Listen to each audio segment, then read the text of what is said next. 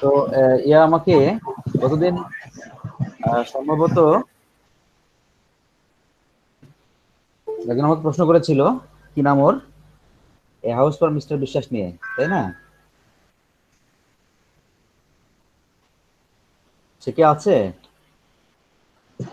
Sir পাপড়ি করেছিল মনে হয়, পাপড়ি তো নাই আজকে।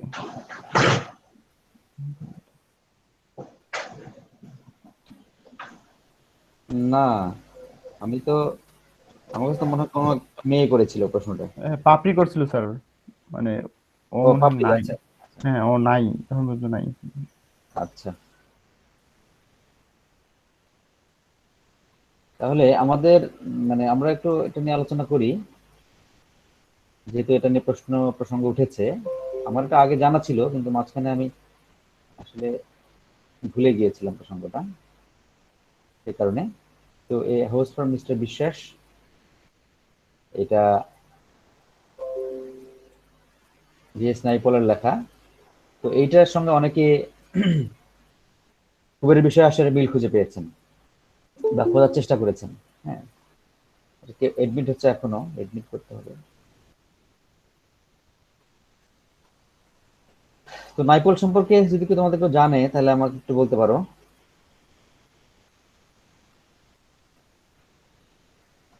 স্যার ভিএস নাইপাল, হ্যাঁ, ভিএস নাইপল। উনি তো স্যার মূলত কবি না, উনার তো কাব্য জগতে ওনার কাজ, আমি যতটুকু জানি স্যার। ওনার লেখা আসলে পড়িনি ওইভাবে। না, কাব্য ঠিক নয়। ভিএস নাইপল আসলে মানে মূলত ফিকশনের জগতেরই লোক। হ্যাঁ, ফিকশন লিখে বিখ্যাত।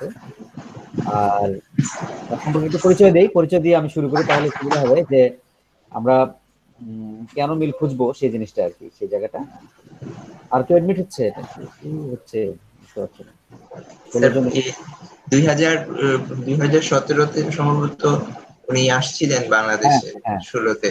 হ্যাঁ। ওই সময় তো স্যার দেখা করেছিলাম ওনার সাথে। দেখা করেছিলে? ও, জি স্যার। খুবই ভালো, ভালো স্মৃতি। যাই হোক, ভিএস নাইপল হচ্ছে মানে জন্মগ্রহণ করলেন হচ্ছে ইয়েতে, ত্রিনিদাদ, ওই যে টোবাগো, যে আহ, দক্ষিণ আমেরিকার যে কি বলে এটাকে, এই যে পশ্চিম ভারতীয় দ্বীপপুঞ্জের দেশগুলো আর কি, ওয়েস্ট ইন্ডিজের যে দ্বীপগুলো, ওখানকার একটা দ্বীপ হচ্ছে ত্রিনিদাদ, ওখানে জন্মগ্রহণ করছেন। তার বাবা হচ্ছেন আসলে মানে একজন নেপালি সেই অর্থে, আর মা হচ্ছেন তোমার আহ অন্য দেশীয়, এই মুহূর্তে মনে নাই কোন দেশীয়। তো এই নাইপলের জীবনটা কিন্তু খুব খুব সাংঘাতিক, এবং সেই সাংঘাতিক জীবনটাকে অবলম্বন করে তিনি বেশ কিছু তোমার ইয়ে লিখেছেন, তিনি নভেল লিখেছেন সারা জীবনই। যেমন যেমন অ্যান এরিয়া অফ ডার্কনেস, তারপর হচ্ছে যে ইন্ডিয়া, ওয়ান্ডেড উন্ডেড সিভিলাইজেশন, এই ধরনের যে বইগুলো আছে।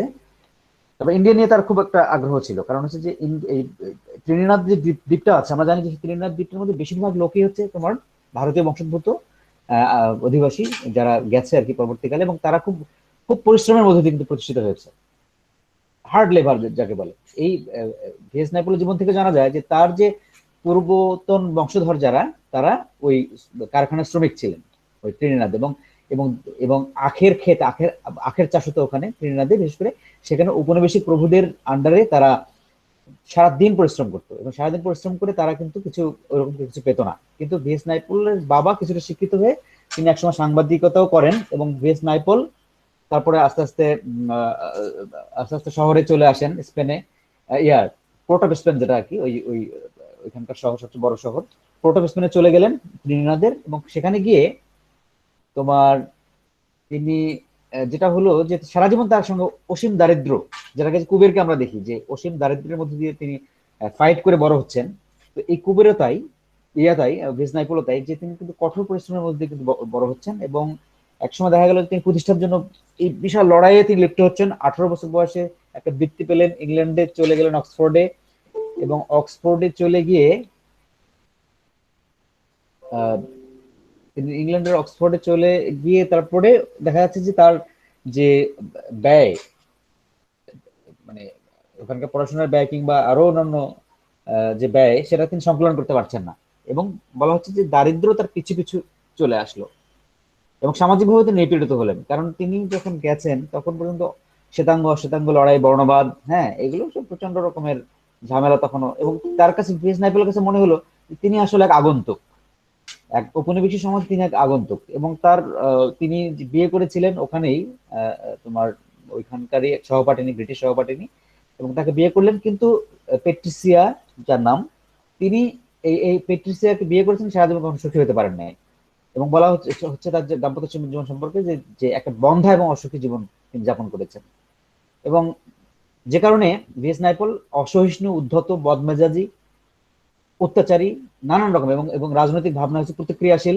তার মধ্যে প্রচন্ড প্রতিক্রিয়াশীলতা দেখা যায়। তার লেখার মধ্যে দেখা যায় যে তিনি বিশেষ করে নানান বিষয়ে আক্রমণ করে লিখছেন, ধর্ম, তারপরে সমাজ, তারপরে উপনিবেশিকতা, তারপরে মানুষের জীবন, নানা কিছু নিয়ে, এবং এবং ব্যঙ্গ এবং বিদ্রুপ, যেটা যেমন শ্যামল করেন। এবার অনেকে মিল খুঁজতে চেয়েছেন হয়তো এই জায়গা থেকে, যে শ্যামল যেমন প্রচন্ড ব্যঙ্গ এবং বিদ্রুপ করেন, তো ভিএস নাইপলও কিন্তু এরকম ব্যঙ্গ এবং বিদ্রুপের মধ্য দিয়ে তিনি কিন্তু আহ, মানে তার লেখাগুলোকে সম্পন্ন করেছেন। এবং শুধু ব্যঙ্গ বিদ্রুপ নয়, তিনি আহ মানে এক ধরনের আক্রমণাত্মক লেখা লিখতেন, এবং সেই আক্রমণাত্মকের কারণে কঠোর সমালোচনার শিকার হলেন।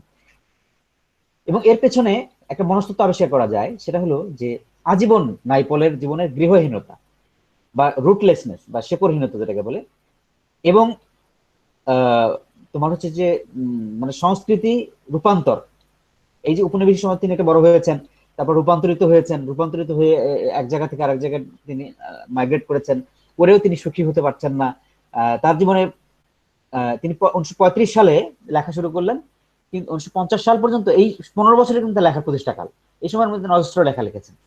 35 থেকে 50 এই যে লিখলেন, এই 35-এর পরে তাকে দেখা গেল যে তিনি নানা রকমের জাতিগত ব্যাপার, বিশেষ করে তার লেখার মধ্যে ইরান, ইন্দোনেশিয়া, মালয়েশিয়া, পাকিস্তান, এসব জায়গায় তিনি ভ্রমণ করলেন। এবং তাদের বিলিফ সিস্টেম, তাদের জীবনধারা, সংস্কৃতি, হ্যাঁ, ভিতর থেকে দেখতে চাইলেন। এই দেখতে চাওয়াটা তাকে কিন্তু অনেক উপরে নিয়ে গেছে, বড় করেছে, সত্য। এবং তিনি এরকম বইও লিখেছেন, দ্য বিয়ন্ড বিলিফ, অর্থাৎ বিশ্বাসের ঊর্ধ্বে। হ্যাঁ, এই জায়গাগুলো তিনি নৈর্ব্যক্তিক, অনেকে বলে থাকেন যে নৈর্ব্যক্তিক ভাবে তিনি দেখেছেন। এবং তার আহ এইসব জায়গা থেকে, এই যে বাস্তব অভিজ্ঞতা, এইসব জায়গা থেকে 2001 সালে কিন্তু তিনি আন্তর্জাতিক সম্মাননা এবং পুরস্কার পেলেন, নোবেল পুরস্কার পেলেন। তো যার ফলে তিনি সাহিত্য জগতে মোটামুটি পরিচিত হয়ে গেলেন, এবং অনেকের কাছেই সারা ইউরোপে তিনি পরিচিত হয়ে গেলেন, সারা ইউরোপ, এশিয়া, আমেরিকা, সবখানে। এবং এই যে হাউস ফর মিস্টার বিশ্বাস, যে গ্রন্থটা আমি তোমাদের কি করেছি, সেটা তিনি রচনা করেছেন। তারপর বিয়ন্ড ইন দ্য রিভার, তারপর a way in the world, in a free state, হ্যাঁ, তারপর দি এনিগমা অফ অ্যারাইভাল, এই যে রচনাগুলো, এগুলো হচ্ছে তার উল্লেখযোগ্য রচনা। এবং এইগুলোর মধ্যে বেশিরভাগ ক্ষেত্রে হচ্ছে গৃহহীনতা, স্থানচ্যুতি এবং আত্মজৈবনিক অনুষঙ্গ ব্যবহার করা। তারপর তার মধ্যে রয়েছে স্মৃতিময়তা, আত্মকথন, স্মৃতিচিত্র, মানে এগুলো হচ্ছে তার বিষয়। আরো আরো যে বিষয়গুলো আসছে সেটা হচ্ছে নৈরাশ্য, উন্নাসিকতা, হতাশা, হাহাকার, ইত্যাদি ইত্যাদি যাবতীয় কিছুই। কিন্তু একটা বিষয় সবাই বলেন, যে চরিত্রায়নে যে মুন্সিয়ানা থাকে, সেই মুন্সিয়ানা ভিএস নাইপলকে কিন্তু অনেক অভিভূত এবং মুগ্ধ করেছে। এবং সবাই এই ভিএস নাইপলের চরিত্র চিত্রণের মুন্সিয়ানা এক সবাই মুগ্ধ।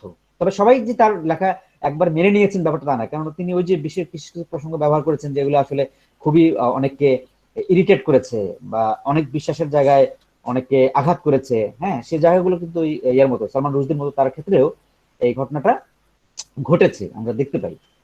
তো এখন নাইপলের জীবন দিয়ে একটু ইয়াকে আমরা শ্যামলকে আলোচনা করি, যে শ্যামল কিন্তু সে অর্থে, মানে শ্যামলও কোনো কিছুতে বিশ্বাস স্থাপন করেন না। শ্যামলও ব্যক্তিগতভাবে আমরা দেখি যে তিনি উদ্বাস্তু, হ্যাঁ, একটা উদ্বাস্তু অনুভব হৃদয়ে, যেটা তিনি লালন করেন, যে এত কিছু পেলেন শ্যামল সারা জীবন, ওই শেষ পর্যন্ত পেলেন এত প্রতিষ্ঠা, খ্যাতি, ইত্যাদি ইত্যাদি, তারপর নিরাশ্রিত অনুভব, নিরাশ্রিত মানুষের যাতনা, এগুলো তার ভিতরে ভিতরে গাথা, শ্যামলের ভিতরে।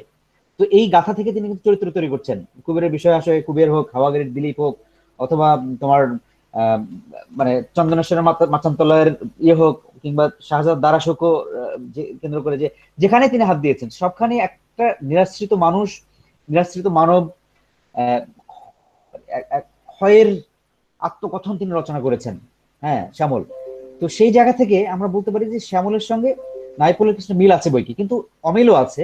অমিলের জায়গাটা হই এই যে নাইপোলের মতো কিন্তু শ্যামল আবার আমার জানা মতে যে রেডিক্যাল নন, মানে এতটা নন এই যে ইয়ের মতো মানে আত্মবিধ্বংসী, এবং একটা হচ্ছে যে যেটা সম্পূর্ণ নৈরাশ্যের দিকে নিয়ে যায়, পরিপূর্ণ নৈরাশ্যের দিকে নিয়ে যায় যে নাইপোলকে, সেটা কিন্তু শ্যামল নন, এটা আমি বলবো।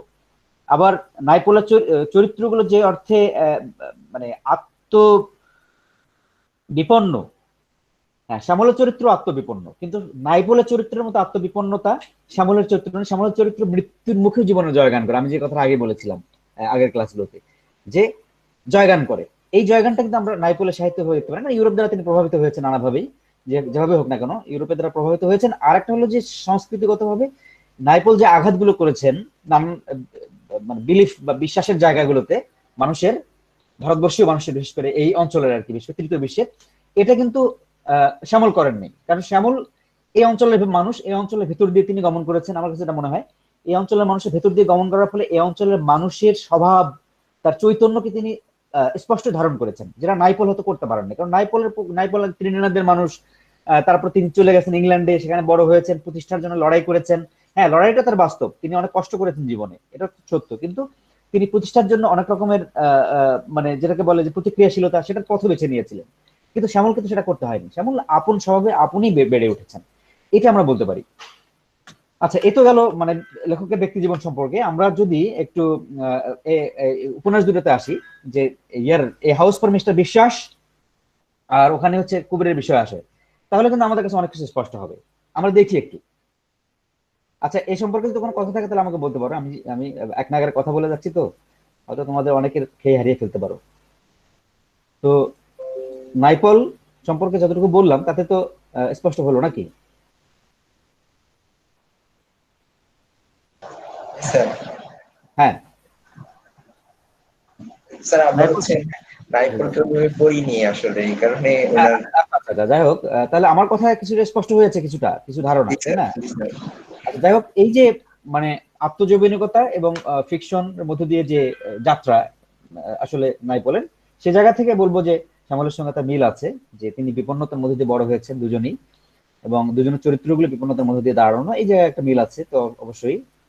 আর তোমার আর একটা জিনিস যে যে ইয়ের সাহিত্যে, তোমার নাইপলের সাহিত্যে উপনিবেশিকতা, কারণ তুমি উপনিবেশকে যখন উপনিবেশের বাইরে মানে উপনিবেশ গুলোতে চলে, ইয়াগুলো কি বলা যায়, যারা উপনিবেশ স্থাপন করেছিল ইংল্যান্ড, যে তো সেখানে তিনি চলে গিয়েছিলেন, ওই সমাজকেও তিনি দেখতে পেয়েছিলেন। আবার ওই সমাজের চোখ দিয়ে তিনি আবার তার তৃতীয় বিশ্বকে দেখতে সক্ষম হয়েছিলেন।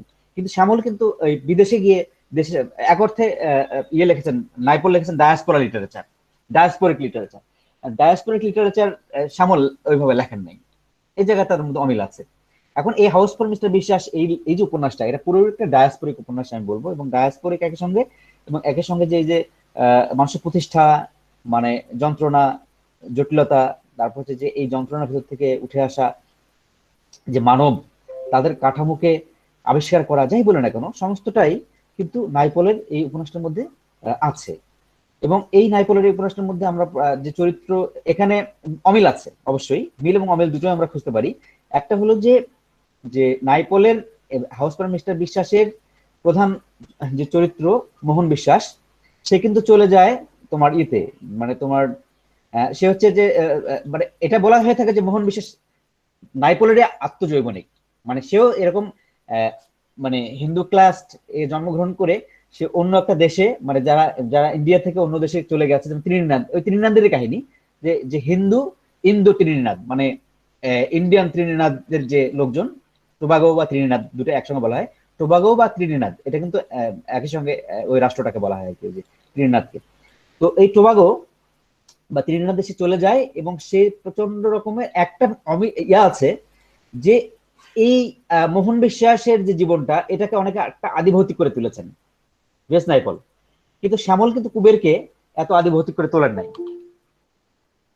কুবেরের শ্যামলের কুবের অনেকটা বাস্তব জগতের বাস্তবতা দিয়ে গাঁথা, এবং যেভাবে বাস্তব ভাবে তৈরি, সেরকম করে আমরা কিন্তু ওই ইয়াকে পাই না, শ্যামলকে পাই না, শ্যামলকে ইয়াকে নাইপলকে পাই না। নাইপল ওখানে করেছেন পুরোটাই একটা একটা ম্যাজিক রিয়ালিজম, কখন ম্যাজিক্যাল একটা ম্যাজিক রিয়ালিজম ইয়েতেও আছে, কুবেরের বিষয় আসার মধ্যে আছে, সেই বিষয় প্রসঙ্গটা আমাদের পরে আসবে।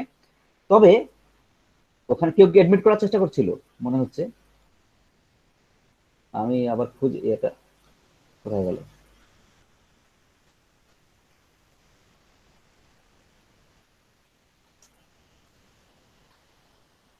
দেরিতে তোমার ঢোকো যে অসুবিধা হয়, আমি এই যে এডমিট করতে গেলে তোমাদের আমার ক্লাসের 12টা বেজে যায় আর কি।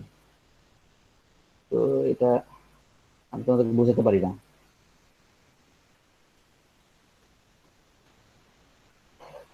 তো যাই হোক, এই মানে মোহন বিশ্বাস যাকে গড়ে তুলছেন কুবেরের বিপরীতে আমরা বলবো, এই মোহন বিশ্বাস কিন্তু তাকে, তার সম্পর্কে একটা ভবিষ্যৎবাণী থাকে, কিন্তু ওখানে কিন্তু কুবেরকে নিয়ে কোনো ভবিষ্যৎবাণী নাই। কুবের মানে মোহন বিশ্বাস পুরোটাই লেখকের মানে মূলত নাইপোলের এমন ভাবে তৈরি, সেটিংসটা হচ্ছে একেবারেই তোমার ম্যাজিক্যাল এবং হচ্ছে যে আহ আদিভৌতিক পুরোটাই। কিন্তু কুবের কিন্তু সে অর্থে আদিভৌতিক না। কুবেরের যে রোগটা হয় সেটা হচ্ছে পরবর্তীকালে তার সঙ্গের দোষ। তারপর হচ্ছে কুবের যেভাবে ভাগ্যে বিশ্বাস করে, সে ভাগ্যে বিশ্বাসটা একান্তই ঘটনার প্রতিফল। আমি অন্য কিছু বলতে চাই না, বাস্তব ঘটনার প্রতিফল মাত্র, যেটাকে আমরা আমাদের জীবনে কখনো কখনো ঘটনাকে আমরা ভাগ্য বলে চালিয়ে দিই। তো এই ঘটনার একটা পর্বান্তর বা পর্যান্তর মাত্র। কিন্তু মোহন বিশ্বাসের কাছে মানে, কিন্তু নাইপলের কাছে কিন্তু তা নয়। নাইপেল করেছেন যে ওখানে মোহন বিশ্বাস সম্পর্কে যখন জন্মগ্রহণ করে নাই তখনই তার সম্পর্কে একটা ভবিষ্যৎবাণী হয়ে যায়, এবং এই কাঠামোটাকে তিনি কিন্তু ব্যাখ্যা করেছেন। এবং এক পণ্ডিত মানে যিনি হচ্ছেন হিন্দু ঋষি বা ব্রাহ্মণ, তিনি আহ ইয়ার বাপকে মানে এই যে বিশেষ করে তৃণীনাদের সমাজে ওই হিন্দু বিলিফ থেকে আসা বা ভারতীয় বিলিফ থেকে আসা যে বিশ্বাস, সেই বিশ্বাসগুলো কিন্তু তাদের মধ্যে ছিল। সেই বিশ্বাসগুলো তারা যুগ পরম্পরায় এখনো লালন করে যাচ্ছে, এবং মোহন বিশ্বাস তার প্রতিনিধি আমরা বলতে পারি।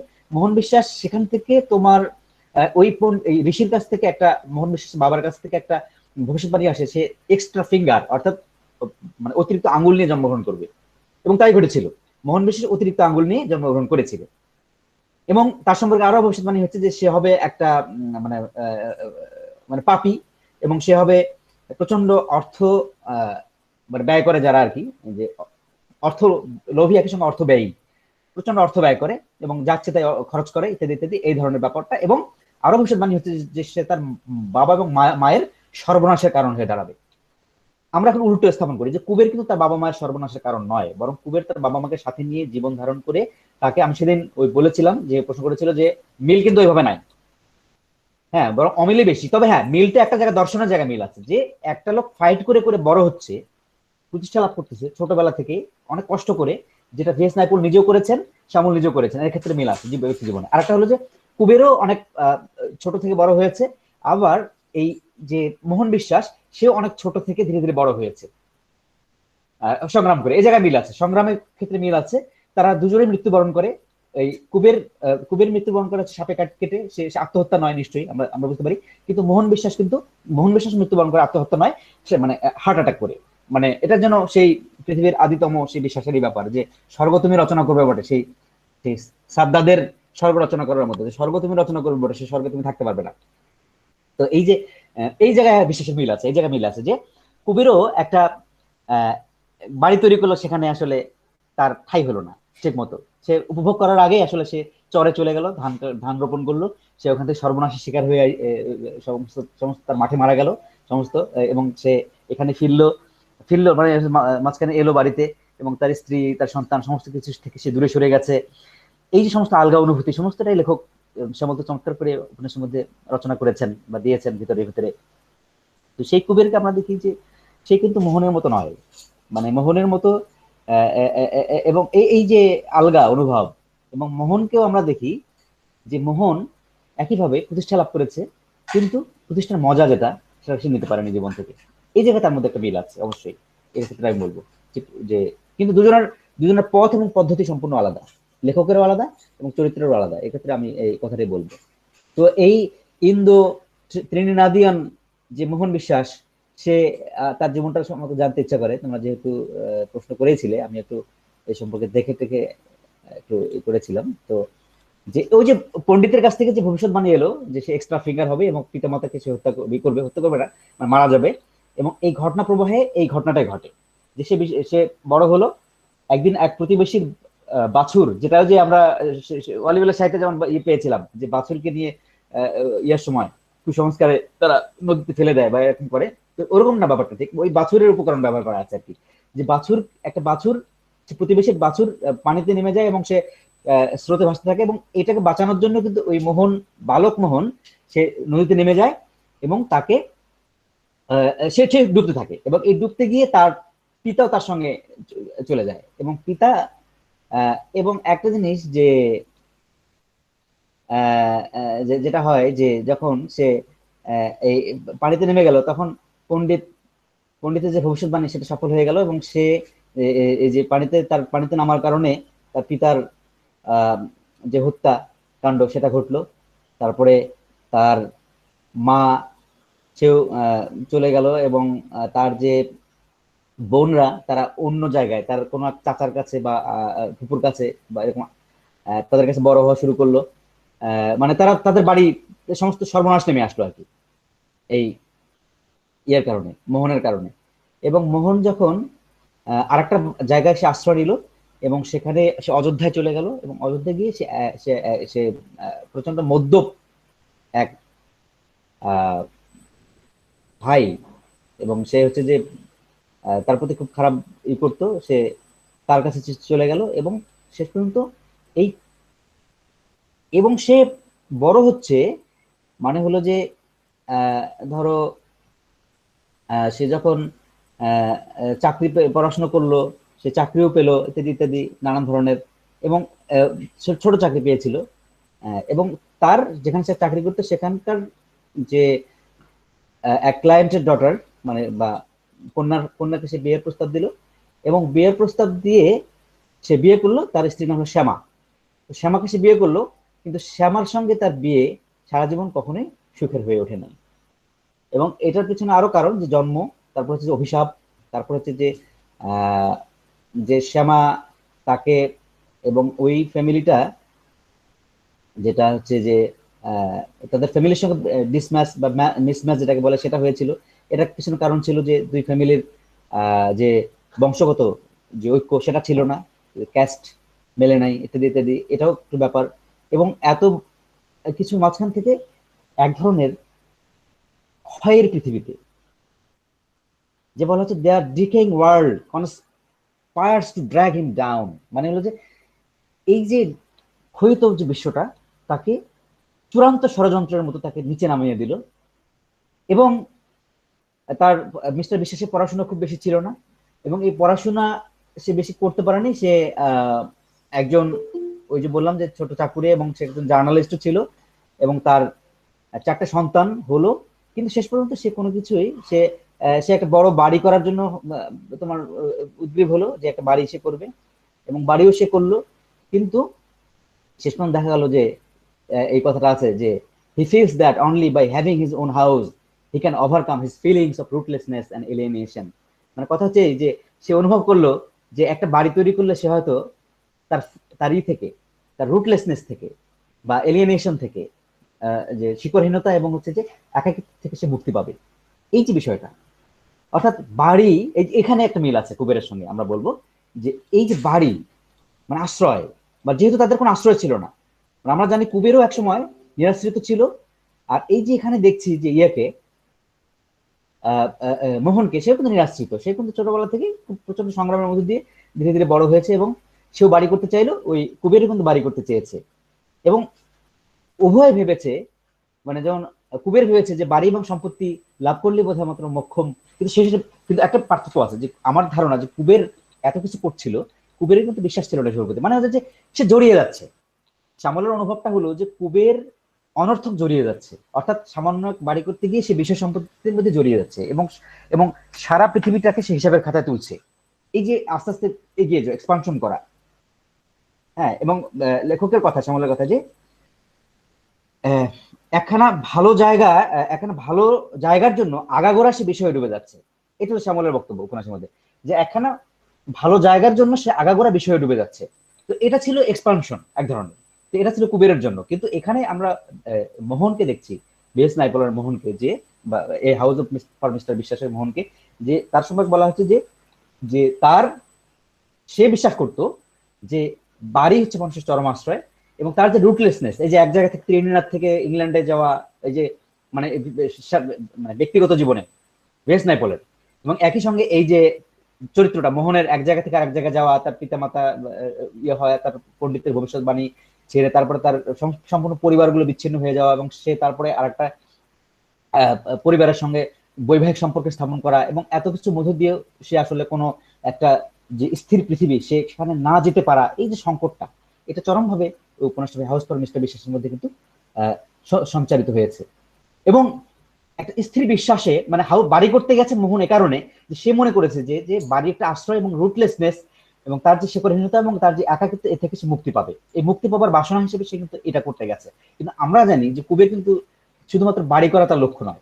আমরা জানি এই বিশ্ব সম্পত্তিতে জড়িয়ে যাওয়া হচ্ছে এক ধরনের স্বভাবগত কিংবা সহজাত, কিংবা সে পথ হেঁটেছে, পথের সঙ্গে পথ জড়িয়ে গেছে, পথের সঙ্গে পথের আবিষ্কার এসেছে।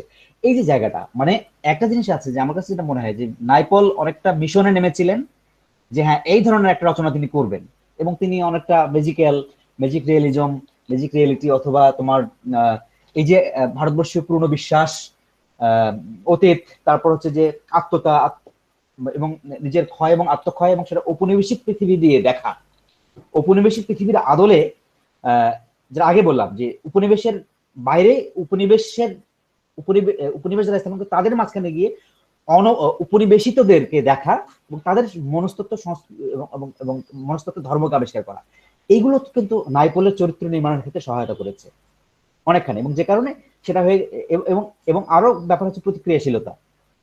এটা এখানে একটা ব্যাপার আছে যে কেন ইউরোপ তাকে নিয়ে নাচানাচি করলো, একটা বিষয় আছে যে নাইপলকে নিয়ে ইউরোপে নাচানাচি করার অন্য একটা বড় কারণ হচ্ছে যে নাইপল অনেকগুলো বিষয় যেগুলো আসলে ইউরোপে বিশ্বাসের সংস্কৃতির সঙ্গে যায়, সেই কাঠামোকে তোমার নাইপল এই সমস্ত ভারতীয় সংস্কৃতি বিশ্বাসকে অবজ্ঞা করেছেন, অস্বীকার করেছেন, এবং টোটাল প্রাচ্যকে তিনি অনেকটা পশ্চিমের চোখ দিয়ে দেখেছেন। এবং নাইপল সম্পর্কে এটা কিন্তু সত্য, নাইপল অনেক জ্ঞানী, অনেক মানে তোমার প্রচন্ড রকমের গভীর এবং অনেক ধরনের সাহিত্যের কলাকৌশল নিয়ে তিনি কাজ করেছেন। কিন্তু সর্বাগ্রে সত্য হলো যে নাইপল শেষ পর্যন্ত পশ্চিমের চোখ দিয়ে পূর্বকে দেখেছেন। কিছু সত্য কথা তিনি বলেছেন, এটাও সত্য যে সবকিছু তো আর মিথ্যা নয়। হ্যাঁ, আমরা যদি বলি যে বাঙালিরা আমরা কিছুটা অসৎ, এ কথাটা মিথ্যা নয়। আবার বাঙালিরা খুব হাজার বছরের প্রাচীন জাতি, তাদের জীবনের সংস্কৃতির একটা দৃঢ়তা আছে, সেটাও মিথ্যা নয়। মানে বিষয়টা জড়ানো। এখন নাইপলের চোখ দিয়ে আসলে এই ভারতবর্ষীয় মানুষদের এই যে প্রসঙ্গগুলো এগুলো আসছিল, এবং তিনি কাঠামো হিসেবে এই জিনিসগুলোকে যে ভারতবর্ষের ঋষি কিংবা ভারতবর্ষীয় যে বিশ্বাস বা বিশ্বাসের ভিত্তিভূমি, মিথের জগৎ, মিথের জগতের ম্যাজিক্যাল যে উপস্থাপনা, এগুলোকে তিনি নাইপল গুরুত্ব দিয়েছেন। কিন্তু শ্যামলের কুবের বিষয় আসার মধ্যে কিন্তু আমরা দেখি না যে কোথাও মিথের জগতের পরিবৃত্তি ঘটেছে বা মিথের জগৎকে নিয়ে কাজ করেছেন, এরকম ব্যাপারটা এরকম না। হ্যাঁ, হতে পারে সাপের উপকরণ শ্যামলের কুবেরের বিষয় আসার মধ্যে ব্যবহার করা আছে, কিন্তু এই সাপটা এখন মনসাবাহিত হয়ে যে যে সংস্কৃতি মধ্যযুগ থেকে আসা যে আধুনিক আমাদের যে মনসার বা সাপের প্রতি বিশ্বাস ব্যাপারটা বাঙালির মস্তিষ্কে প্রথিত বা গ্রথিত। বাঙালি লেখকরা যেমন সমরেশ বসু থেকে শুরু করে এই পর্যন্ত শ্যামল পর্যন্ত এরা কিন্তু সাপের উপকরণকে ব্যবহার করতে পছন্দ করে। এবং সেটা অন্য বিষয়, মানে সাপ কেন থাকে, যদি জল এবং জঙ্গলের সঙ্গে মাটির সঙ্গে মানুষের বসবাস করতে হয়, সাপ সেখানে থাকবে, এটা স্বাভাবিক আমি মনে করি। এবং সেই জীবনজাত বিশ্বাসটা কিন্তু শ্যামলের মধ্যে আছে, কুবেরের বিষয় আসার মধ্যে সেই জিনিসটা আছে যে জীবন জগতের এই যে জল এবং মাটির সঙ্গে যেহেতু আমাদের সম্পর্ক, ফলে জল এবং মাটির সঙ্গে সম্পর্ক হলে সাপের প্রসঙ্গ সেখানে থাকবেই। এটা বাঙালি জীবনে চিরায়ত বৈশিষ্ট্য। তো এটাকে তিনি ইম্পোজ করেননি, আরোপ করেননি। আমার কাছে মনে হয় যেটা যে আরোপ যদি তিনি করতে চাইতেন তাহলে সেটা অন্য বিষয় ছিল, কিন্তু শ্যামল সেটা আরোপ করেননি। মানে আমি বলবো যে শ্যামলের সাহিত্যে মিথিক্যাল যে এটা কিন্তু নাই। শ্যামল কিন্তু এই বাস্তব জীবন নিয়ে কাজ করেছেন। আমরা দেখি শাহজাদা দারাশুকো কে নিয়ে তিনি যে মুঘল প্রণয়পাখ্যান রচনা করেছেন, সেখানে অসম্ভব জীবন, একটা একটা একটা দারুণ রগরগে, মানে অদ্ভুত। এই এবং শ্যামল কি জিনিস যে শ্যামল কখনো অভিজ্ঞতার বাইরে লিখতে চান নাই, এটা শ্যামল সম্পর্কে সত্য। এবং শ্যামল যখন শাহজাদ দারাশুকো উপন্যাস রচনা করেন, আমরা একটা জিনিস দেখি দারাশুকো উপন্যাস রচনা করার সময় তিনি ফার্সি ভাষা শিখছেন, কারণ তাকে লিখতে হবে ওই মানে মুঘল শাসন আমলের ফার্সি ভাষা ব্যবহৃত দরবারের ভাষা, আর মুসলমানদের ভাষা ছিল উর্দু ভাষা। তিনি তিনি তিনি ফার্সি ভাষাটা ভালো করে শিখেছেন, এবং উর্দু কাঠামো তার এই মেজাজের মধ্যে, শাহজাদ দারাশুকো উপন্যাসের মধ্যে উর্দু মেজাজ বা উর্দু যে বলে এটাকে কাঠামো, সেন্টেন্স স্ট্রাকচার বা কাঠামো এবং শব্দ অজস্র প্রবেশ করেছে। এর কারণ হচ্ছে যে তিনি মূলের কাছে ফিরে যেতে চেয়েছেন। শ্যামল সম্পর্কে এটা সত্য। এবং আরো অদ্ভুত বিষয় বলি, শ্যামল যখন দারাশুকো উপন্যাস রচনা করতে গেলেন তখন শুধু ফার্সি শেখেন নাই, নামাজ পড়া শিখেছিলেন। কিভাবে নামাজ পড়তে হয়, কারণ মুসলমানদের জীবন নিয়ে তিনি লিখবেন। তাদের প্রার্থনার সিস্টেম, নামাজ, হ্যাঁ নামাজ, উপবাস, রোজা, তো এই সমস্তটাই শ্যামল শিখে নিয়েছিলেন। তো এটাই হচ্ছে একজন লেখক। আমি বলতে চাই যে একজন লেখক তার জীবনের গভীর গভীর ভেতর দিয়ে যাবেন, জীবনটাকে প্রকাশ তো করবেনই, কিন্তু তার যে অভিজ্ঞতার জায়গাটার কমতি ছিল, অভাব ছিল, শ্যামল কিন্তু সেটাকে আষ্টে পৃষ্ঠে জড়িয়ে পূরণ করতে চেয়েছেন। এই হচ্ছেন শ্যামল। তো যাই হোক, ওই আহ, আমাদের যে প্রসঙ্গটা, যে আহ, শ্যামলের যে এই উপন্যাসটা, যেটা হলো আহ, কুবেরের বিশ্বাস আর আর এ হাউস ফর মিস্টার বিশ্বাস নিয়ে যে কথাগুলো বলছিলাম, সেগুলো সম্পর্কে তোমাদের বোঝাপড়াটা একটু জেনে নিই তাহলে। তোমরা বলতে পারো আমাকে যে আমি যে আলোচনাগুলো করলাম এটা কি বোঝা গেল কিনা, বা এতে দুজন লেখককে আমি কিছুটা হলে স্পষ্ট করতে পারলাম কিনা, বা এই দুটো উপন্যাসের মধ্যে কোনো কেউ একজন বলো আমাকে। এই যে কুবের আর ইয়ে চরিত্র তোমার, যে মোহন, ভিএস নাইপোলের মোহন চরিত্রটা নিয়ে আমরা কথা বললাম, এইখানে তোমরা একটু।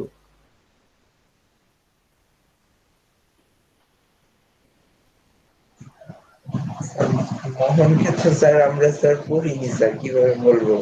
তবে আচ্ছা, হ্যাঁ, দিকে মনে হয় যে শ্যামল গঙ্গোপাধ্যায়কে মনে হয় উনি একেবারেই বাস্তব জীবন নিয়ে একেবারেই মানে আমাদের ঘরের বাইরের হাটের বাজারের যা হয়ে থাকে এইসব কাহিনী নিয়ে উনি কারবার করেছেন। হ্যাঁ, হ্যাঁ, হ্যাঁ, রাইট। উনার উনার ব্যাপারে স্যার আপনি একটা কথা বলছেন যে উনি মিথিকাল জগৎকে নিয়ে আসেন নাই, এবং আমরাও দেখি যে উনার উপন্যাসের ভিতরে তারাশঙ্কর যেরকম নাগিনী কন্যার কাহিনীর মধ্যে হুম, হুম, কিংবা হুম। বিভিন্ন উপন্যাসের মাঝে বনদেবতাতে মিথ পুরাণ এগুলো যেভাবে নিয়ে আসছেন উনি এভাবে আনেন নাই।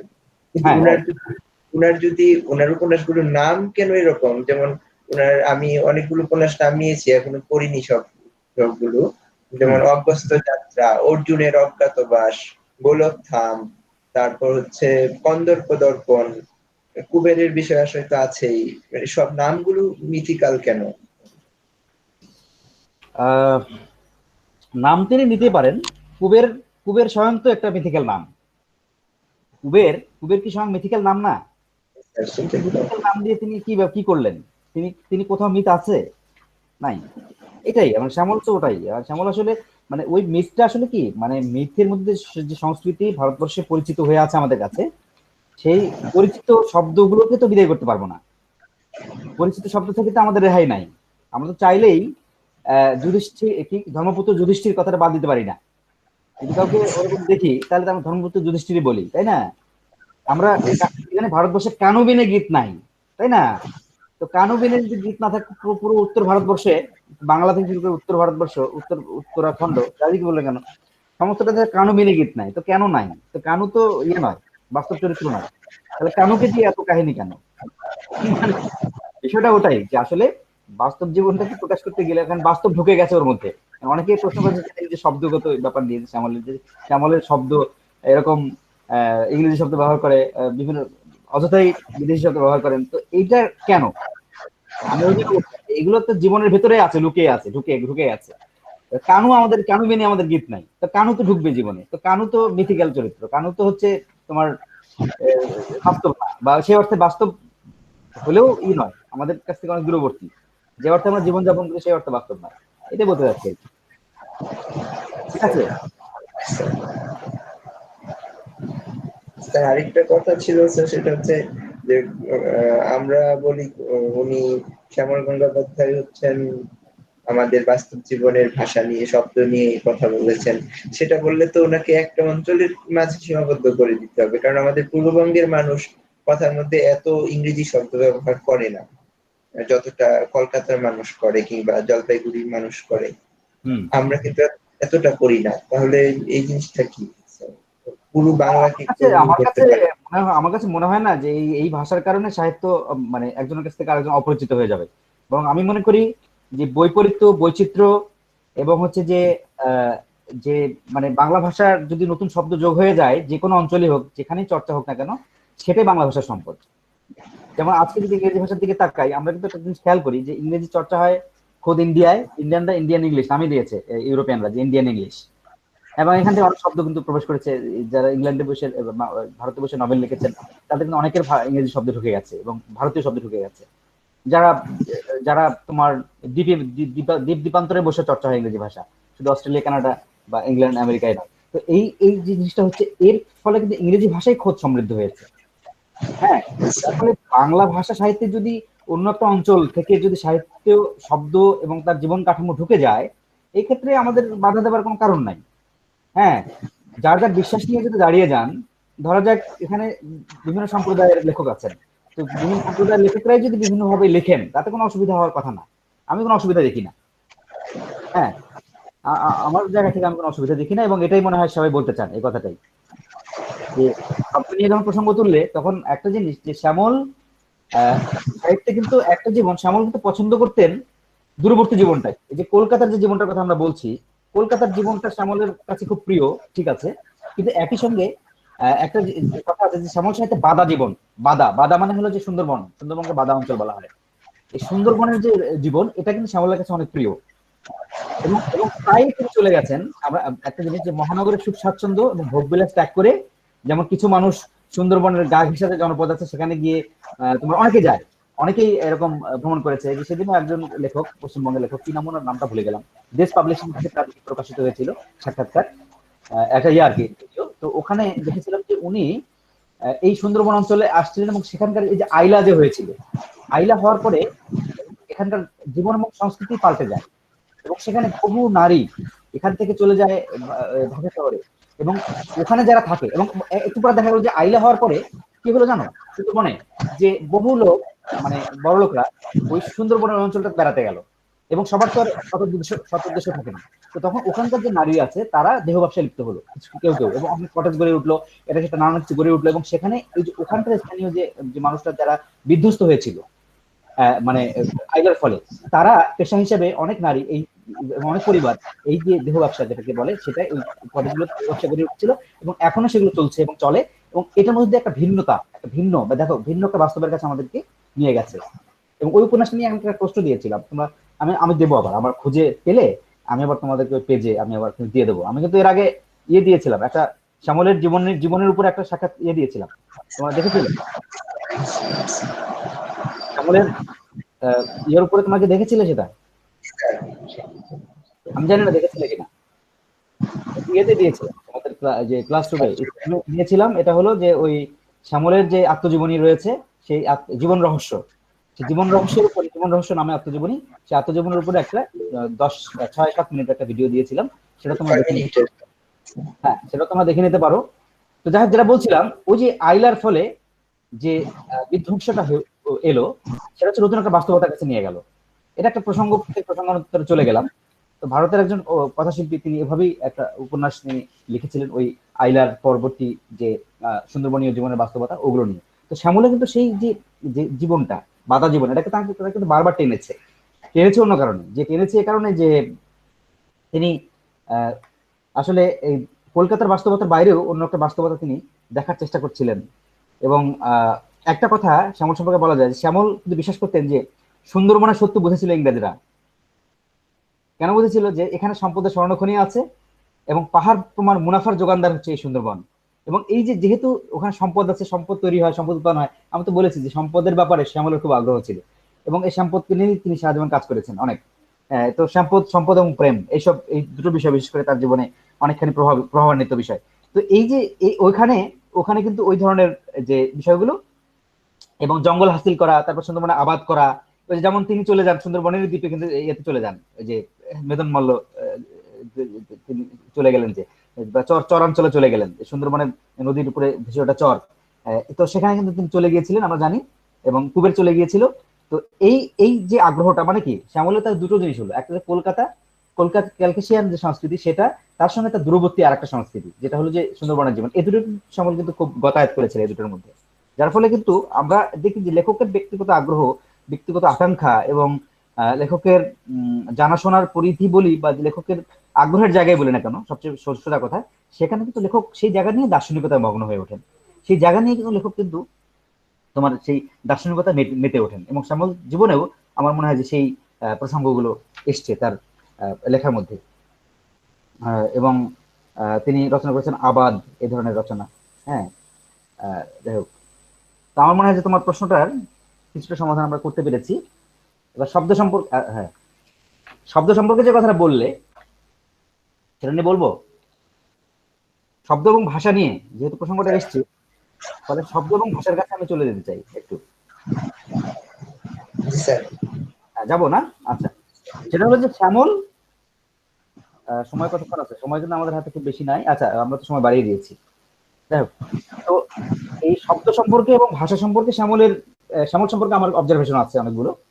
সেই অবজারভেশনের জায়গা থেকে আমি কিছু কথা তোমাদের একটু বলতেই পারি। তো প্রথম কথা হলো শ্যামল প্রচুর প্রচুর আটপৌরে শব্দ ব্যবহার করেন। এটা তার প্রথম নিদর্শন যে তিনি আটপৌরে শব্দ ব্যবহার করেন এবং দৈনন্দিন জীবনে ছড়িয়ে ছিটিয়ে থাকা যে শব্দগুলো সেগুলোকে তিনি পছন্দ করেন।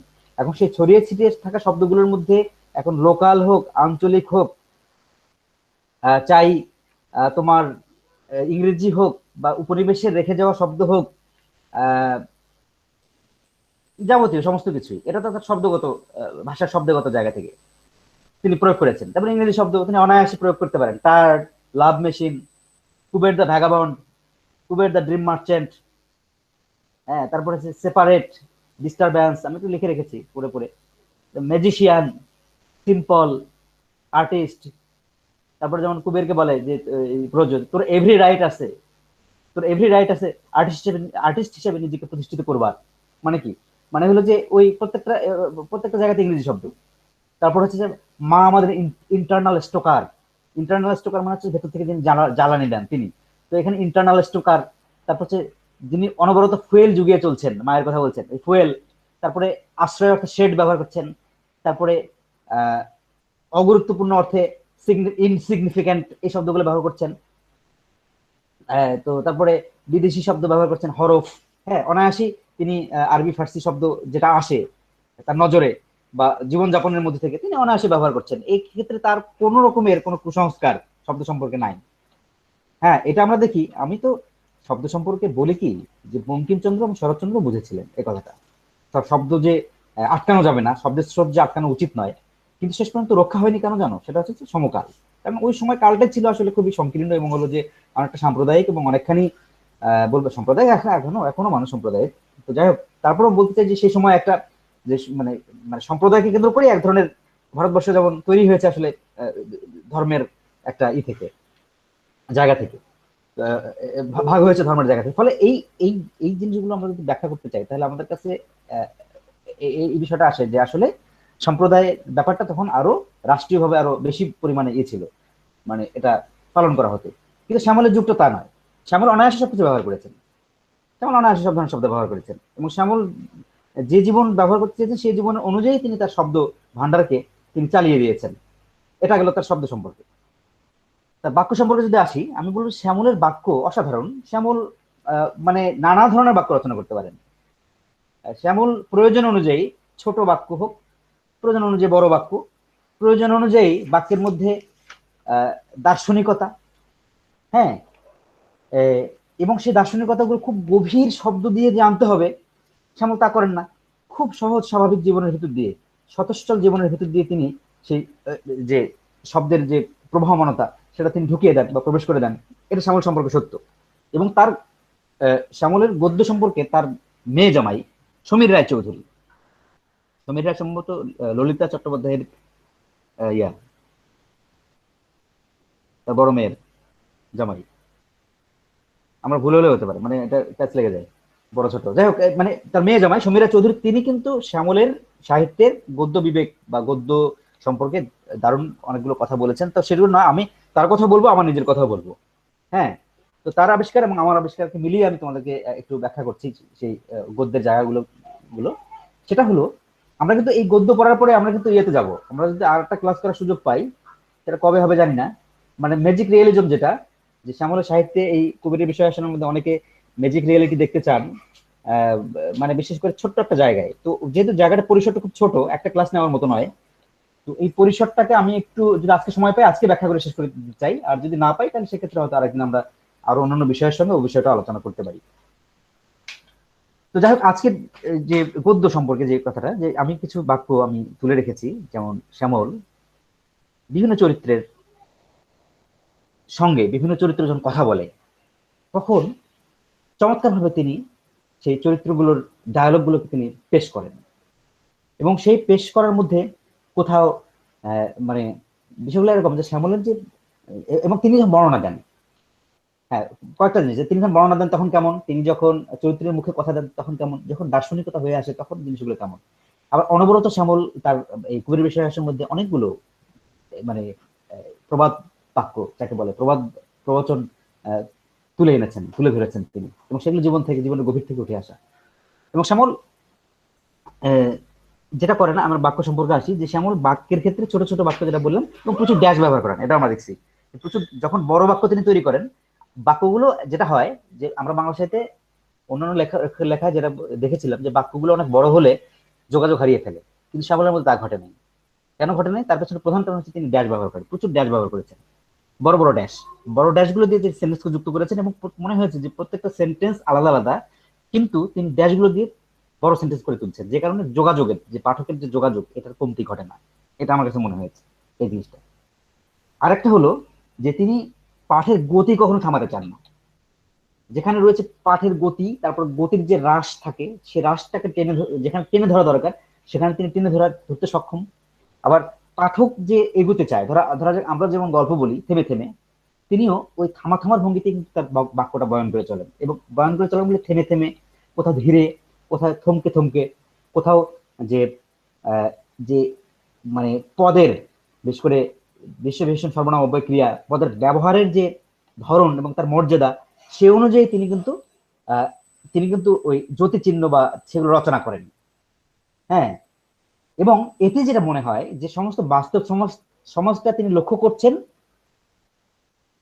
মানে ওই শব্দ কিংবা পদ বসানোর যে মহিমাটা আছে বা ড্যাশ বসানোর মহিমাটা আছে, সেই মহিমার বাতাবরণ দিয়ে তিনি যেন বাস্তব সমাজটাকে লক্ষ্য করছেন, এরকম একটা বিষয় হয়ে দাঁড়ায় তার গদ্য। এবং ভাষা এবং ইতিহাসের সন্ধানে তিনি যেখানে যান, তিনি ফোক জীবনে যান, তিনি কথার মানে কথকথার জগতে যান, বা যেখানে তিনি কথা বলেন না কেন, সেখানে আমরা দেখি যে তিনি একই ঘটনাটা তিনি সম্পন্ন করেছেন, একই কাজটা তিনি করতে চেয়েছেন। হ্যাঁ, এবং আরেকটা জিনিস যে শিল্পায়নের ফল, যে শব্দ তৈরি, আমরা তো বলেছি বারবার যে শ্যামল নতুন জীবনে নতুন শব্দকে ধরতে আগ্রহী এবং আর্টপৌরী শব্দ। তো এই নতুন শব্দটা মূলত শিল্পায়নের ফলে ভারতবর্ষের যে পরিবর্তন হয়েছে, আগে সামন্ততান্ত্রিক কাঠামো থেকে, তারা তো শরৎচন্দ্র সাহিত্য বা রবীন্দ্রনাথ সাহিত্য পর্যন্ত বলি যে সামন্ততান্ত্রিক একটা কাঠামো আছে, সামন্ততান্ত্রিক কাঠামো থেকে যখন শিল্পায়নের কাঠামোতে ধীরে ধীরে সমাজটা প্রবেশ করছে এবং বিকাশ লাভ করছে, তখন একটা জিনিস ঘটে গেল, যে এটা সমীররা চৌধুরী বলছেন যে দেখুন আমাদের জীবনে যেমন এস্কিমোরা একটা সময় যেমন বরফে যারা থাকে, বরফের দেশে, তারা কিন্তু আলাদা ছিল, তাদের কাছে কোনো সংস্কৃতি, আমরা কি ভাবি কি চিন্তা করি সেগুলো কিন্তু জানার কোনো সুযোগ ছিল না। কিন্তু এখন ইন্টারনেটের যুগ, এখন এক জায়গা থেকে বসে আরেক জায়গার সবকিছু জানা যায়। তো এস্কিমোরাও এখন আমাদের মতো করে কথা বলা শিখেছে। এটা সত্যি, এটা গ্লোবালাইজেশনের ফল। এই গ্লোবালাইজেশনের ফল সবসময় ভালো হবে ব্যাপারটা এমন না। এই গ্লোবালাইজেশনের ফলটা যে ভালো হবে সবসময় ব্যাপারটা এমন নয়। মানে এস্কিমোরা আমাদের মতো কথা বলতে শিখেছে, আধুনিক হচ্ছে বলে তারা যে খুব ভালো মানুষ হয়ে গেছে, এই কথাটা বলার কোনো অর্থ নাই। বরং একটা জিনিস, তাদের জীবনে হয়তো হ্যাঁ অল্প নিশ্চিত অভাব কমেছে, কিন্তু জীবনের যে এই জীবন স্বেচ্ছাধীন নয় কখনো, এটা সত্যি। জীবনের যে স্বেচ্ছাধীনতা, জীবনের যে স্বাধীনতা, এটা পাওয়াটা সবচেয়ে বড় বিষয়। সেটা কিন্তু এস্কিমোদের জীবনে ঘটে নাই। সেটা যদি না ঘটে থাকে তাহলে বরং তারা ধীরে ধীরে শোষিত হয়েছে, নির্যাতিত হয়েছে, ইত্যাদি ইত্যাদি। যেটা হোক না সেটা অন্য প্রসঙ্গ। যাই হোক, আমাদের কথা হলো যে এই যে জীবন আমরা পেয়েছি ইউরোপের বিপ্লব এবং তার পদ্ধতি উপনিবেশিকতার উত্তর আমাদের শিল্পায়নের ফলে তৈরি যে জীবন, সেই জীবনে অজস্র ক্ষয় তামাশা, যন্ত্রণা, সংঘর্ষ, তারপরে জীবনের ব্যতিচার, হ্যাঁ, জীবনের স্বাদ বর্ণ গন্ধ, পোশাক, বাজার, ধর্ম, আচরণ, সমস্ত কিছু যে পরিবর্তন, এই সমস্ত পরিবর্তনটা যে ঘটে গেল, এই পরিবর্তনটি সম্ভবত তার ভাষা দিয়ে ধরতে চেয়েছে, এটাই সত্য কথা। এবং সেই জিনিসগুলোর মধ্যে দিয়ে তিনি কখনো স্মৃতিচারিত হয়েছে, স্মৃতিচারণার মধ্যে চলে গেছেন। স্মৃতি এবং স্বপ্নের ঘোর এবং দোটানা, মানুষের যে স্মৃতি এবং স্বপ্নের যে দোটানা, মানুষের বাস্তব এবং স্বপ্নের যে দোটানা, এবং তার যে ঊর্ধ্বসীমা এবং আকাঙ্ক্ষা, এবং আকাঙ্ক্ষার ঊর্ধ্বগতি এবং আকাঙ্ক্ষার অবনতি, এবং আকাঙ্ক্ষার পূর্তি অবনতি, এবং জটিলতার জীবন নিরীক্ষা জায়গা থেকে যে ধরনের শব্দ মহিমা দিয়ে তাকে গাঁথা যায়, জটিল থেকে জটিলতার জীবনকে ব্যক্ত করা যায় সেই জীবনটাকে, এই এই এই বিষয়গুলোকে আমাদেরকে শ্যামল দেখিয়ে দিচ্ছে। তো আমরা দেখছি যে শ্যামল তার, আমি কিছু পাঠ করি, মানে তোমার কিভাবে শ্যামল গদ্য রচনা করেন। যে শ্যামলের আট পৌরে গদ্য রচনা করার ভঙ্গিগুলো আমরা দেখি একটু, যে খুব জটিল নয়। যেমন ধানের নেশা বড় নেশা, পাকে পাকে জড়ানো।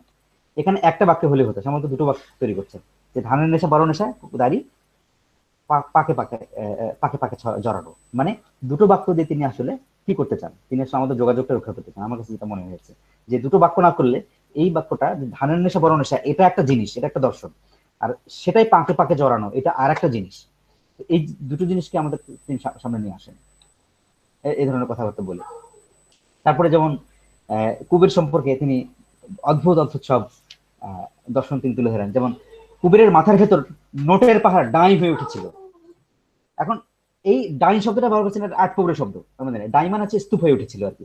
তো তিনি যদি বলতেন যে কুবেরের মাথার ভেতর নোটের পাহাড়, নোট মানে টাকা, অর্থ, তিনি যদি এটা লিখতেন যে কুবেরের মাথার ভেতর অর্থের পাহাড় স্তূপ হয়ে উঠেছিল, আমার কাছে মনে হয় না যে এই যে আট পৌরে ভাষার প্রয়োগ এই শ্যামলের, এটার কাছে ওই ভাষাটা মার খায়। আমার কাছে মনে হয়েছে যে বরং শ্যামলের ভাষাটা টিকে যায়, যে কুবেরের মাথার ভেতর নোটের পাহাড় মানে টাকার পাহাড় দাঁই হয়ে উঠেছিল, এটাই যেন আমাদের কাছে হয়ে তোলে। তারপর তিনি যখন কুবের যখন জমি কিনতে যাচ্ছে, তখন ভদ্রেশ্বরের সঙ্গে দেখা হচ্ছে, আমরা আগে বলেছি ভদ্রেশ্বর নামক চরিত্র আছে, এবং তার সঙ্গে তার দেখা হচ্ছে, এবং ভদ্রেশ্বর যেটা করছে। তবে আরো বিষয় দেখো যে এই শ্যামল ব্যবহার করছেন চলতি ভাষার ধাঁচ, আর ব্রজদত্ত যে জীবনী পিতার আত্মজীবনী লিখছে সেটা কিন্তু সাধু ভাষায় লেখা। শ্যামল একটু বর্ণনা দিয়েছেন, সামান্য একটু, এক দুই প্যারাগ্রাফ, এবং মাঝে মাঝে প্রসঙ্গটা টেনে নিয়ে আসছেন। ব্রজদত্তের বাবার আত্মজীবনী, ব্রজ ফকিরের বাবার আত্মজীবনী যেটা রচনা করেছে ব্রজ নিজেই, সেখানে কিন্তু ভাষাটা সাধু, সে সাধু ভাষার কাঠামো তিনি করে তুলেছেন ওভাবেই। হ্যাঁ, এটা একটা মজার বিষয় যে শ্যামল ওটাকে একটু ভিন্নতা দেওয়ার জন্য, মানে ওটা যদি তো মিশে যায় এই ভাষার সঙ্গে, আমার কাছে মনে হয় যে উপন্যাসের ভাষার সঙ্গে তিনি মেশাতে চাননি, তিনি ওটাকে আর একটা মহিমায় তিনি রাখতে চেয়েছেন ওই জায়গাটা। যাক, আমরা ওই প্রসঙ্গটা আসি, যে কুবেরকে যখন ভদ্রেশ্বরের ওখানে যখন কুবের জায়গা দেখতে যায়, ভদ্রেশ্বরের বাড়িতে অজস্র ম্যাপ, এবং এই ম্যাপ যেটাকে থাকে নানা রকম মৌজা, তারপর নানা রকমের পরগনা, তারপরে হচ্ছে নানা রকম কি বলে এটাকে পর্চা, তারপরে এগুলো ভাষা তোমাদের শুনে থাকো, নাও শুনে থাকতে পারো, আমিও শুনেছি অনেক জীবনে অনেক পরে, যে জমি জাতি সংক্রান্ত যে শব্দগুলো আছে, হ্যাঁ, কি সব পর্চা বা এটা সেটা। তো এই জিনিসগুলো এবং ম্যাপ, অদ্ভুত কাটাকাটি ম্যাপ, এবং সেটা একমাত্র দক্ষ লোক ছাড়া কেউ জানতে পারবে না, বুঝতে পারবে না।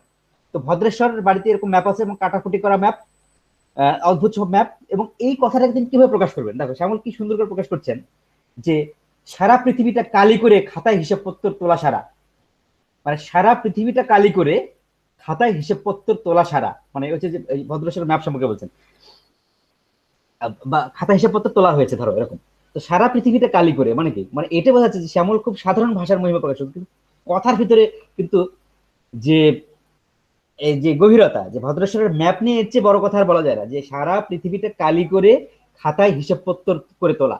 তো সারা পৃথিবীটা কালি করা মানে হলো যে ওই লিখে শেষ করা যাবে না, মানে এত কাটাকুটি, এত দাগ, আর এত কিছু, আর এত ম্যাপ, এত এত ধারণ, এই কথাটা শ্যামল কিন্তু চমৎকার করে প্রকাশ করছে এই জিনিসটা। দেখো তারপর আরো প্রসঙ্গে আসি, যেমন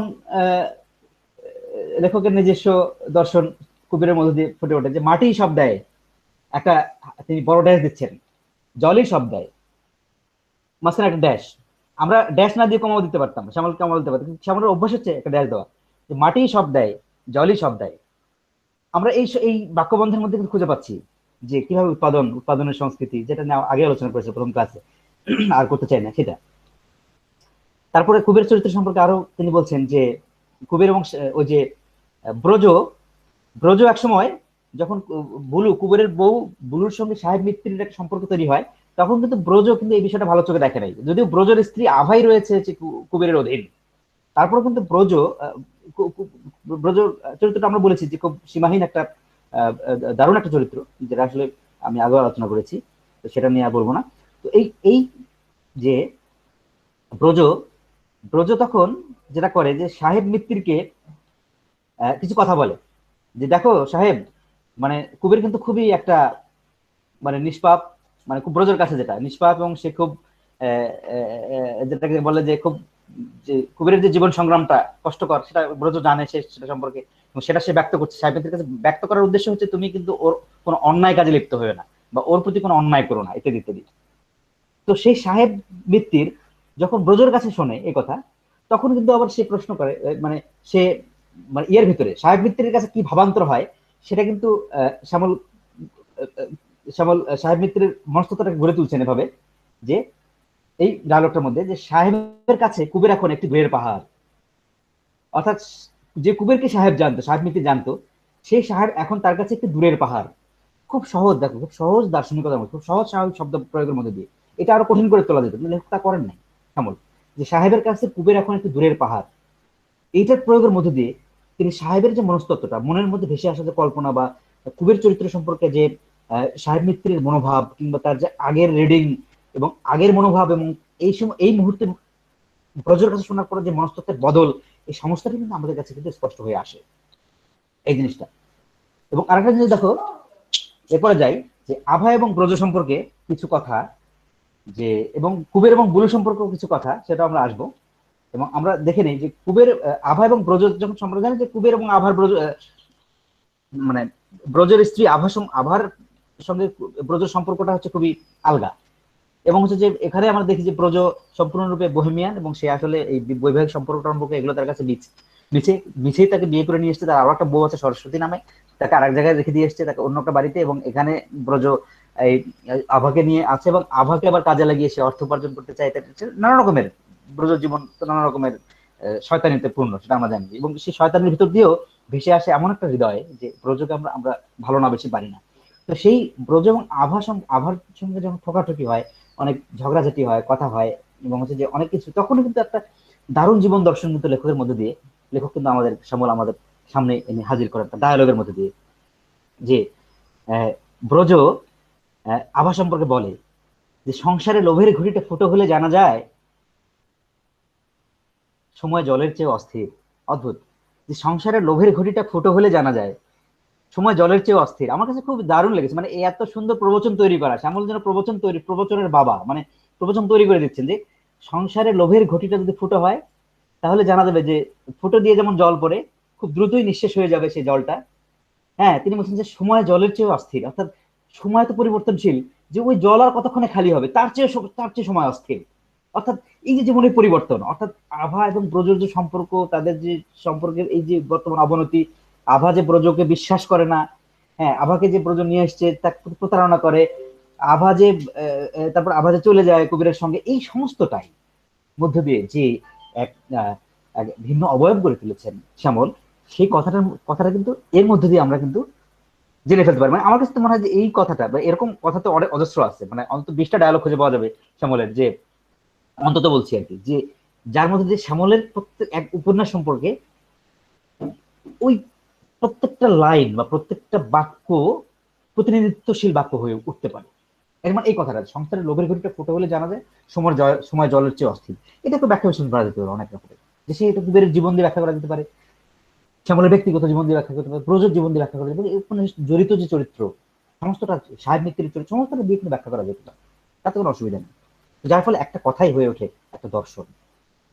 এবং এখানে আভা দেখো ব্রজকে যখন ব্রজ যখন মহান্ত হতে চাচ্ছে, মানে হলো যে হতে যাচ্ছে যে রেলেশ্বরের পাথর কুড়িয়ে পেয়েছে রেলেশ্বর, শিব বানিয়েছে যে পাথর দিয়ে, এবং তাকে বেলপাতা দিয়ে তাকে বিভিন্ন সিঁদুর দিয়ে তাকে পূজা করা শুরু করেছে এবং মানুষজনের সঙ্গে প্রচার করেছে সে এই পেয়েছে, তোমার শিবের দর্শন পেয়েছে, স্বপ্নে দেখেছে, ইত্যাদি ইত্যাদি। এই ধরনের যে প্রতারণা গুলো সে করে, এবং ব্রজ এই প্রতারণা, ব্রজের স্ত্রী আভা কিন্তু এই প্রতারণা গুলো সম্পর্কে খুবই জ্ঞাত, আমরা সেটাও জানি।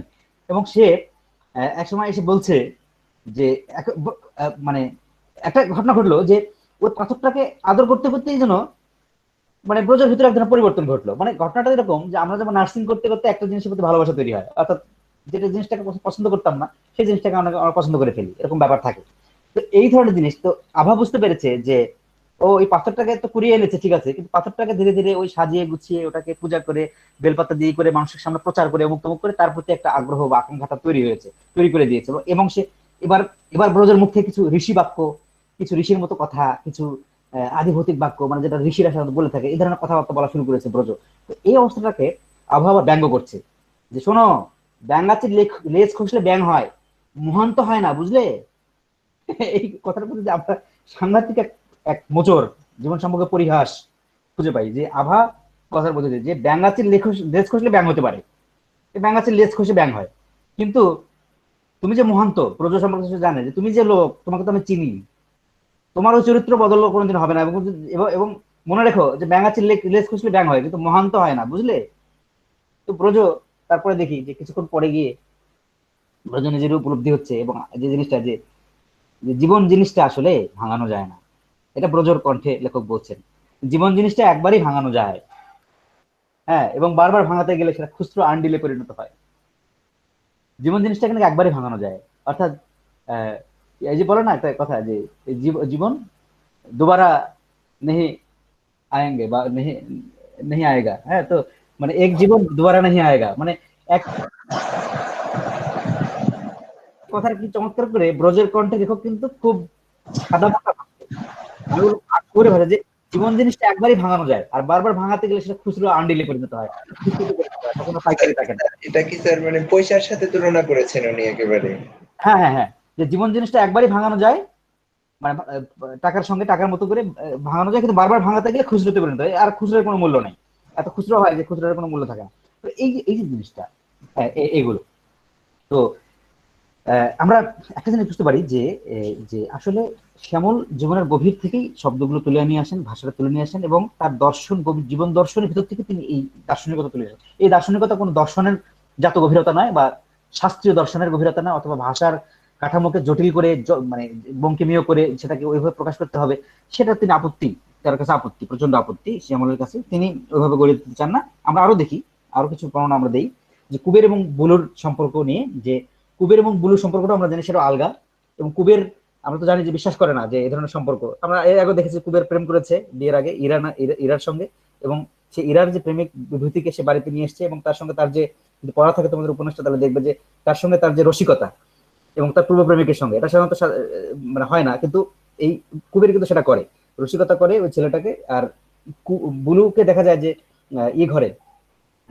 ড্রয়িং রুমে সে আট ষাট হয়ে বসে আছে, এবং মনে মনে কুবের হাসে যে হা বুলু কতটা সৎ, মানে বিষয়টা যেরকম যে যে যে এগুলো তো কোনো ব্যাপারই না। কুবের বলছে যে কুবেরের জীবনে যে যেরকম অত্যাচার আর ক্ষয়, তার সঙ্গে এটা মানে বুলু সে দেখছিস, বা এগুলো মজা করতেছে আর কি জীবন সম্পর্কে। তো এই যে জিনিসটা, এবং বুলু যখন আমরা জানি যে সংসারে স্ত্রী স্বামীকে বা স্বামী স্ত্রীকে বেঁধে রাখতে চায় প্রচন্ড ভাবে, জোয়াল দিয়ে হোক আর সেটা যে কোনো ভাবে হোক না কেন, বেঁধে রাখতে চায় নানা কৌশলে নানা ভাবে, বা ভালোবাসা দিয়ে যেটাই হোক না কেন, কিন্তু কিন্তু বুলুর প্রতি কুবেরের সবসময় দেখি যে ভয় একটা কাজ করে, বুলু কিন্তু কুবেরকে ভয় পায় সবসময়, যে না জানে কখন আঁচল ছাড়া হয়ে যায়। তো এই কথাটাকে খুব সুন্দর করে প্রকাশ করছেন যে কুবের আঁচলে থাকার প্রদীপ নয়। আমার কাছে অসম্ভব অসম্ভব মানে মনে হয়েছে যে এই যে আঁচলে থাকার প্রদীপ নয়, এই শ্যামল এই বাক্যবন্ধ কিভাবে রচনা করলেন, মানে আঁচলে থাকার প্রদীপ না। দেখো বিষয় মানে ব্যাপারটা খুব সাধারণ নয়, এই যে সাদৃশ্য স্থাপন করা, যে প্রদীপ কখনো আঁচলে নেওয়া যায় না, পুড়ে যাবে আঁচল। হ্যাঁ, এমন হতে পারে যে আঁচলে থাকার অন্য কিছু হতে পারতো, মানে আঁচলে বাঁধা যায় এমন কিছু হতে পারতো, বা টাকা হতে পারতো, বা অন্য কিছু হতে পারতো। দেখো বলছে কুবের আঁচলে থাকার প্রদীপ নয়, মানে কুবের একটা জ্বলন্ত প্রদীপ, কুবের একটা এমন একটা প্রদীপ, সে সে সে নানা জায়গায় আলো দিয়ে বেড়ায়, মানে ব্যাপারটা হচ্ছে কুবের নেহাত অন্ধকারের লোক নয়, কুবের হচ্ছে নেহাত আলোকিত মানুষ, সে আলো দিয়ে বেড়ায়, মানে কুবের হচ্ছে মোমবাতির মতো, একটা মোমবাতি তো আলো ফুরায় না, দিতে থাকে অবিরত। তো এই যে প্রয়োগটা, হ্যাঁ, আমি খুব অ্যাস্টনিশড হয়ে যাই আসলে, মানে এর সাহিত্য পড়তে গিয়ে, শ্যামলের সাহিত্য পড়তে গিয়ে, এই সাধারণ কথার মধ্যে এত গভীর কথা কিভাবে আসে। এবং আহ, এবং কুবের, দেখা যাচ্ছে কুবেরের সঙ্গে বুলুর যে কথোপকথন হয় সেখানেও কিন্তু আমাদের কাছে একটু মানে মেকি মনে হতে পারে কোথাও কোথাও, যে মেকি এই অর্থে যে আমার কাছে মানে কোথাও কোথাও ধরা পড়েছে আর কি মেকিত্বটা, যে যে স্বামী হয়ে স্ত্রীকে ওইরকম অকপট কথা বলা যায় কিনা ওই ধরনের, অথবা তোমার মানে এটা কেন করতে গেলেন, হয়তো তার জীবন অভিজ্ঞতা ছিল, সে কারণে তিনি করতে পেরেছেন এই জিনিসটা। যেমন কুবের বুলুকে বলছে তার স্ত্রী যে আমি তখন তার পূর্ব জীবনের কথা বলতে যাচ্ছেন, মানে কথায় কথায় পূর্ব জীবনের ব্যাখ্যা করছেন, এবং তার পূর্ব জীবনে কি কি জটিলতা ছিল, কি ঘটনা ঘটেছে, বা পূর্বের জীবনে যে প্রেম ছিল সেই সম্পর্কে এই কথাগুলো বলতে যাচ্ছে। তখন বুলুকে বলছে যে আমি তখন মেয়েদের রাখিত, রাখিত মানে রক্ষিত, মানে মেয়েদেরই রক্ষিত, সে লাভ মেশিন বলতে পারো, ঘরে থাকতাম, সামনে সবকিছুই ধুধু করছে। অর্থাৎ প্রচুর প্রচুর সম্পর্কের মধ্যে দিয়ে সে অগ্রসর হয়, এবং এই সম্পর্কগুলোকে সে এই যে দেখো প্রকাশ করছে, এবং তার বুলুকে বলছে। এই কথাটা আমার কাছে একটু মনে হয়েছে, যদিও যে এই ধরনের কথা বলে কিনা ঠিক জানি না। তবে ওই যে কুবেরের যে একটা স্বভাব আছে, যে তোমার আলগা বা এক ধরনের কোথাও আশ্রয়হীনতা বা একটা চরিত্র, এই যে মানুষের ভেতরটাই তিনি আসলে তুলে নিয়ে আসার জন্য এই সংলাপের আয়োজন হতো তিনি করেছেন। আদৌ হয়তো বা এটা ভেতরের কথাই, মনের কথাই। এবং সবচেয়ে বড় যে উপলব্ধিটা আমি বলবো এখন, যেটা বলবো যে প্রেম সম্পর্কে কুবেরের, সেটা হলো যে মাঝে মাঝে তার পূর্ব প্রেমিকার কথা মনে পড়ে, ইরা বা আরো যারা প্রেমিকা ছিল, এবং সে সম্পর্কে বলছেন লেখক একটা বাক্যবন্ধের মতো যে এবং কুবের সেটা করে যে এখন ব্যাপারটা প্রায় শীতকালের বাতের কামড়ের মতো। অর্থাৎ শীতকালে যেমন বাতের ব্যথা উঠলে মাঝে কামড় দেয়, তিনি বলছেন যে পূর্ব প্রেমগুলো এই বুলুর ইয়ের ক্ষেত্রে, কুবেরের ক্ষেত্রে, সেগুলো হচ্ছে বাতের কামড়ের মতো শীতকালে এরকম করে আসে, ব্যথা দিয়ে যায়। তো এগুলো আমার কাছে মনে হচ্ছে যে সাংঘাতিক সাংঘাতিক সব বাক্যবন্ধন রচনা করেছেন শ্যামল। এবং আরো না, মোটামুটি এই, যাই হোক, আমার কাছে মনে হচ্ছে যে আরো আছে হয়তো বা উপন্যাসের ভিতরে ভিতরে ঢুকলে আসলে আমরা অজস্র অজস্র রকম উপাদান শ্যামলের বিষয়, কুবেরের বিষয় আসলে মধ্যে খুঁজে পাবো, এবং তার ভাষার পরিকাঠামো, তার প্রয়োগ ইত্যাদি ইত্যাদি যাই বলে না কেন, সমস্তটাই আমরা খুঁজে পাবো। ঠিক আছে, ভাষা সম্পর্কে আর কোনো কথা থেকে তোমরা আমাকে বলতে পারো জিনিসটা, যে যদি, আমি তো বললাম আমার যা বলার বলেছি। আমি কি আজকে ক্লাসটা শেষ করে দেবো তোমাদের, নাকি আরেকদিন তোমরা বসতে চাও?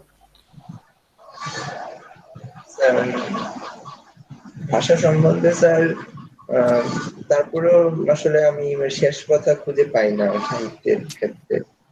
ভাষা ভাষা আরেকবার বলো কি ঘটনা। যেমন অন্তর্জলি যাত্রার লেখক কমল কুমার মজুমদার যেভাবে লিখেছেন, সেটাও তো আবার আমাদের এই ভাষার সাথে মিলবে না, বা আমরা আমাদের জীবনের ভাষা দিয়ে ব্যাখ্যা করতে পারি না।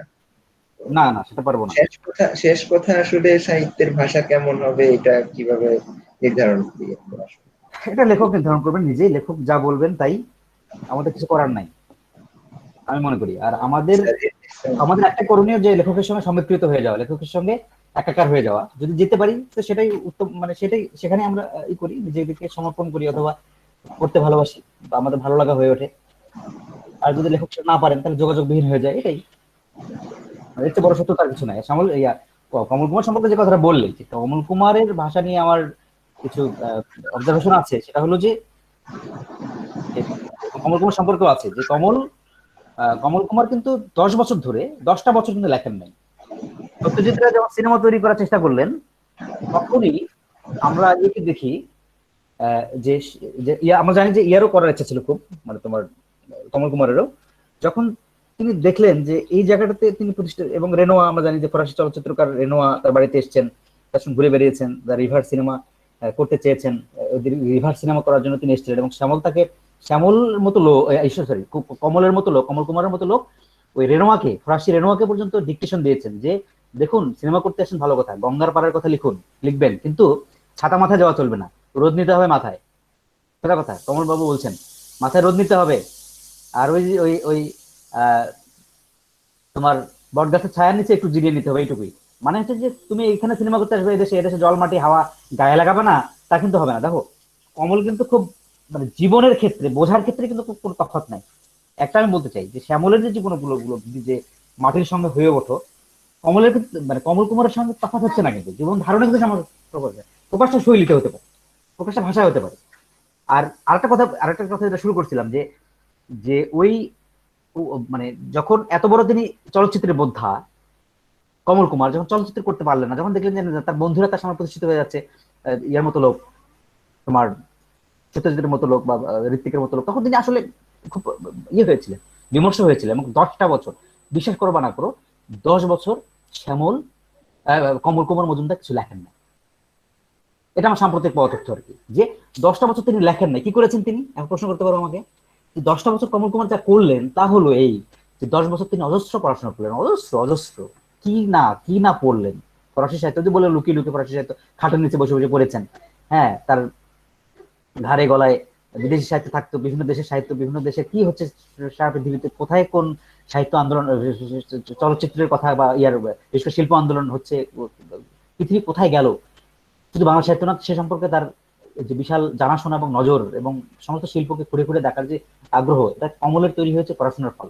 এবং এই এত পড়াশোনা যে করে ফেললেন, এর একটা এতে একটা দুষ্কর্ম হলো বাংলা সাহিত্যে, সেটা হলো যে কমলের গদ্যটা হয়ে গেল অপরিচিত। এবং কমল তার পেলেন, কমল কুমার আমি বলবো তার যথাযোগ্য সম্মান পেলেন আমাদের কাছে সত্য, কিন্তু অপরিচিত রয়ে গেলেন বৃহত্তর পাঠকের কাছে এবং আমাদেরও কাছে, অশিক্ষিত পাঠকের কাছেও। শিক্ষিত হলেই তো সে কমল কুমার সাহিত্য পড়তে পারবে না। আমরা দেখতে পাচ্ছি যে শুধু শিক্ষিত হয়ে কমল কুমার সাহিত্য পড়া সম্ভব নয়, বরং তাকে বোদ্ধা হতে হবে। বাংলা ভাষার যে সংস্কৃত কাঠামোর যে ভাষা, সে সম্পর্কে জ্ঞান থাকতে হবে। সারা পৃথিবীর যে সাহিত্য শিল্পের যে পরিবর্তন পরাবর্তন, তার সম্পর্কে জ্ঞান থাকতে হবে, তবে না কমল কুমারের সাহিত্য পড়া যাবে। ব্যাপারটা তো ওখানে ঘটেছে। আর কমল কুমার তো মানে সবাইকে, মার্সেল প্রুস্তো থেকে শুরু করে ওই ইউরোপের অস্তিত্ববাদ, তারপরে তোমার ইউরোপের শিল্পর ভিতরে যে কিউবিজম বা যেগুলো তোমাদের ক্লাসে কথা বলেছি, এই সমস্ত কিছু একটা টেক্সটের মধ্যে তিনি ভিড় করাচ্ছেন ছোট্ট একটা কাহিনীর আদলে। হ্যাঁ, কাহিনীটা কিন্তু ছোট একটা জিনিস এবং পুরনো। কমল কুমার থাকলেন পুরনো, কমল কুমার থাকলে ক্লাসিক লেখক আসলে ওই অর্থে, যে গদ্যটা ক্লাসিক, গদ্যটা তিনি ক্লাসিক করে তুললেন। আর বিষয়ান্তরের মধ্যে দিয়ে তিনি অতীতকে ভবিষ্যতে নিয়ে যেতে চালনা করতে চাইলেন, যেটা ক্লাসিক লিটারেচার করে, যে পুরাণের কাঠামো, মিথিক্যাল কাঠামো, অথবা সেখান থেকে উঠে আসা যে যেমন রসবতী কিংবা ওই যে চরিত্রগুলো, যে এগুলো মিথের কাঠামো থেকে উঠে আসে, শ্মশান যেটাই ব্যবহার করুন না কেন, সবখানেই যে একটা যে ওরকম একটা কাঠামো রয়েছে, এটা আমরা বুঝতে পারি। তো ওই কাঠামোর ভেতর থেকে কিন্তু কমল কিন্তু বাইরে যান না। একটা জিনিস দেখো, কিন্তু শ্যামল কিন্তু সেই কাঠামোকে ভেঙেছেন। শ্যামল তার ভাষার মধ্যে সেই কাঠামোকে ভেঙেছেন, শ্যামল তার বলার মধ্যে সেই কাঠামোকে ভেঙেছেন, শ্যামল আধুনিক জীবনকে বেছে নিয়েছেন, আধুনিক শব্দকে বেছে নিয়েছেন।